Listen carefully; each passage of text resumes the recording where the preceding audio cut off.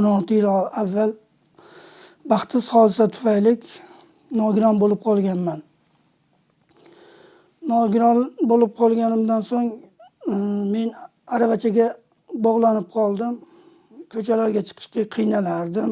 Mana endi hozirgi kunda prezidentimiz tashabbusi tufayli hamma shart-sharoitlar bizga keng yo'l qo'yilgan. Mana hozirgi kunda bizning ijtimoiy himoya bo'limi tez kelib xabarlar olyapti. Bizga qulaylik bo'lishi uchun bizga elektronniy kalaska taqdim etdi. U kalaskada endi oldingi holatimdan ko'ra yaxshiroq, keng xohlagan joylarimga borib, xohlagan ishlarimni qilib, o'zimga qulaylik yaratildi. Hozirgi kunda bemalol ko'cha-ko'ylarda o'zim yurib, birovni yordamiga muhtoj bo'lmasdan yurib, o'zim hozirgi kunda yuribman. Avvallari bu darajada imkoniyatlar bo'lmagan. Qolaversa bizga qiyinchilik bo'lib bir joyda yotib qolgandik. Endi biz shunday holatda o'tib ketamiz ekanda degan fikrlar uyg'ongan bo'lgan. Endi mana shu kunlar ham bor ekan bizga hozir nogironligi bo'lgan insonlarga juda qulayliklar katta. Hamma joyda sog'lom inson odamlar kabi bizga ham imkoniyatlar eshiklari ochildi. Prezidentimiz tomonidan nogironligi bo'lgan shaxslarni qo'llab-quvvatlash maqsadida uy-joy bilan ta'minlab, mana shu subsidiya asosida shu uyni 2 xonalik kvartirani bizga topshirgan. Juda ham o'sha yili bizga quvonchli kun bo'lgan, xursand bo'lganmiz.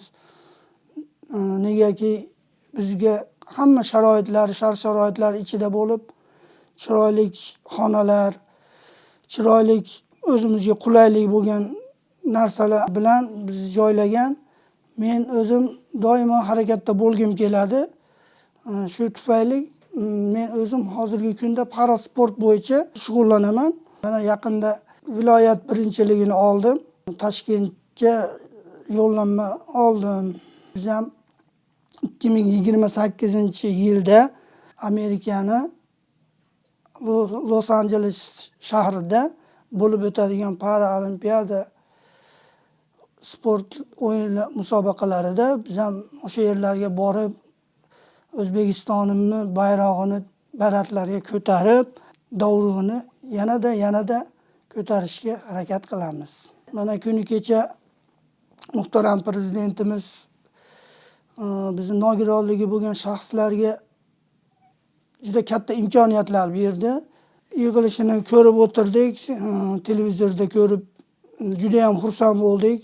Prezidentimizni bizga bo'lgan cheksiz imkoniyatlarni berayotganidan bizga mana 2025-yil xudo xohlasa yaxshi bundan ham yaxshiroq natijalar, bundan ham yaxshi sharoitlar berishini aytib o'tdilar. Tadbirkorlik bilan shug'ullanayotgan insonlarni ko'rdik.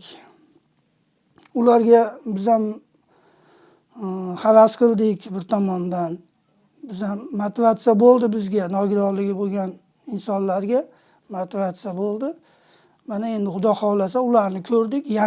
Yanada bizda ham shijoat oshdi. Xudo xohlasa 2025-yildan biz ham shular qatori prezidentimizni oldilarida minbarda turib prezidentimizni ko'rish, prezidentimizdan bilan suhbatlashish biz ham havas qildik, orzu qildik. Meni yonimda turmush o'rtog'im hamisha yonimda. Men xafa bo'lgan chog'larimda turmush o'rtog'im menga dalda beradi. Qo'ying, bu kunlar o'tib ketar.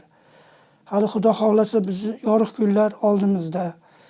Yaxshi kunlarimiz keladi.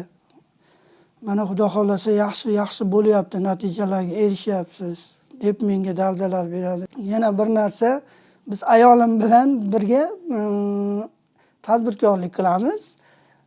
O'zimiz onlayn tarzda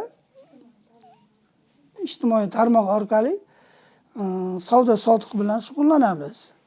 Ayolim ikkalamiz buyurtmalarni o'z egalariga haligi dastavka asosida yetkazib beramiz. Uy ro'zg'orlariga kerak bo'ladigan mahsulotlarni beramiz, yetkazib. Sportdan bo'sh vaqtlarimizda u ishni qilamiz. O'zimizni nogironmas hisoblab doimo xursand kayfiyatda, xursandchilik kayfiyatda o'zimizni tega o'tirib qolmaslik maqsadida shu ishlarni hammasini qilib boramiz. Bu hayotda harakatdan hech qachon to'xtamaymiz. Yanada olg'a intilamiz. 2025-yilda bo'ladigan reja qilayotgan ishlarimizdan biri shu savdo sotuv bilan shug'ullanib, bitta ikkita ishchi olib, imkoniyat cheklangan insonlarni olib, o'zimizga o'xshagan shularga bir ish berib, ularni ham bir o'zimizni kayfiyatimizdagiday qilib, xursandchilik qilib, sen ham mana shunaqa qilsang bo'ladi, sen ham oilangni bog'ladi, umidingni so'ndirma, shu holatda bo'lasan, sen ham Xudo xohlasa, sen ham harakat qil deb nogironligi bo'lgan shaxslarni ish bilan ta'minlamoqchimiz endi ayolim bilan. Endi avvaliga bitta, keyin yana ikkita qilib ko'paytirib, Xudo xohlasa 2025-yilda o'zgartirishlar kiritamiz.